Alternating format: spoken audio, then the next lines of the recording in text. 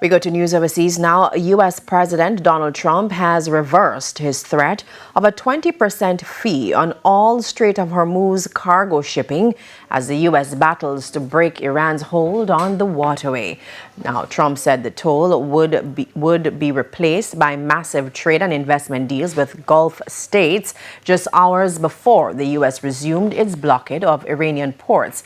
It follows renewed strikes between the U.S. and Iran, which triggered a sharp rise in oil prices as tanker traffic through the strait has virtually stalled. U.S. Central Command said late on Tuesday its forces began launching an additional round of strikes against Iran to continue degrading Iranian capabilities used to attack commercial shipping in the key waterway.